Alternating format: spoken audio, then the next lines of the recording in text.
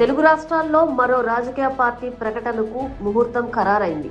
సుమారు ఏడాది కాలంగా తన తండ్రి కేసీఆర్, అన్న కేటీఆర్, బావ హరీష్ రావుపై తిరుగుబావుట ఎగురవేసిన కల్వకుంట్ల కవిత జాగృతి పేరుతో విస్తృతంగా తెలంగాణ అంతా పర్యటిస్తున్నారు. ప్రజా సమస్యలపై పోరాటం చేస్తూనే రాజకీయ పార్టీ ఏర్పాటుకు అడుగులు వేస్తున్నారు. ఒక దశలో కవిత జాతీయ పార్టీల్లో చేరుతారనే ప్రచారం కూడా జరిగింది. అయితే ఈ పుకార్లను కొట్టిపారేసిన కవిత పార్టీ పెట్టడం ఖాయమని ప్రకటించారు. ఇందుకోసం ఇప్పుడు ముహూర్తం ప్రకటించారు కవిత.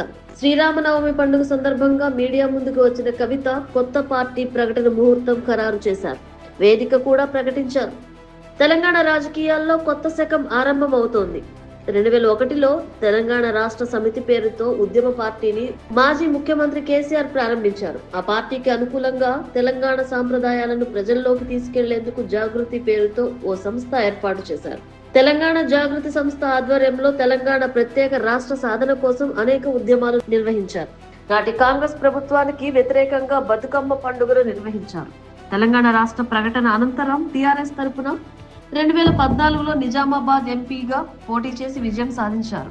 ఆ తర్వాత ఎన్నికల్లో కవిత ఓడిపోయారు. 2020 అక్టోబర్లో జరిగిన తెలంగాణ శాసన మండలి ఎన్నికల్లో నిజామాబాద్, కామారెడ్డి జిల్లాల స్థానిక సంస్థల ఎమ్మెల్సీ ఉప ఎన్నికల్లో పోటీ చేసి 672 ఓట్ల మెజారిటీతో ఎమ్మెల్సీగా గెలిచారు.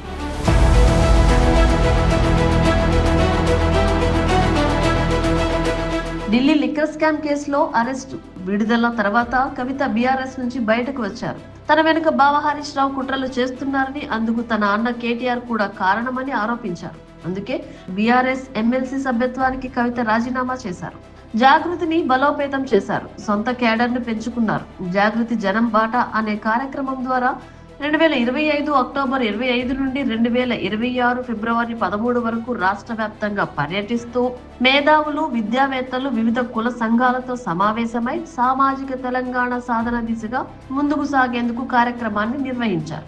ఈ ఏడాది ఫిబ్రవరి 6న జరిగిన మీడియా చిట్చాట్లో నూతన పార్టీ ప్రకటనపై వ్యాఖ్యానించారు కవిత. మరో 3 నెలల్లో కొత్త పార్టీ పేరు ప్రకటిస్తానన్నారు. అన్నట్లుగానే శ్రీరామనవమి రోజున మీడియా ముందుకు వచ్చారు కవిత. ఏప్రిల్ 25న పార్టీ ప్రకటనకు ముహూర్తం ఖరారు చేశారు. ఏప్రిల్ 25 శనివారం ఉదయం 10 గంటలకు తెలంగాణ ప్రజల గొంతుకగా అవతరించే రాజకీయ పార్టీ ప్రకటన అని వెల్లడించారు కవిత.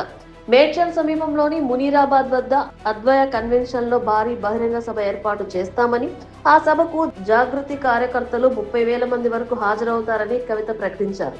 రాష్ట్రంలో బలమైన రాజకీయ శక్తి కావాలని, సర్వోదయ తెలంగాణ సాధన కోసమే కొత్త పార్టీ రావాలన్నారు. తెలంగాణ సాధించి 12 ఏళ్లు దాటిందని, నీళ్లు, నిధులు, నియామకాలు సంపూర్ణంగా సాధించుకోలేకపోయామన్నారు. ఎలాంటి పరిపాలనలో ఉన్నామో ప్రజలు ఆలోచించాలన్న కవిత, కొత్త రాజకీయ పార్టీ ఉండాలని ప్రజలు బలంగా కోరుకుంటున్నారన్నారు. ఏప్రిల్ 25న బలమైన ముహూర్తం ఉందని, మేడ్చల్లోని మునీరాబాద్ లో పార్టీ పేరు ప్రకటిస్తా అంటూ కవిత వెల్లడించారు.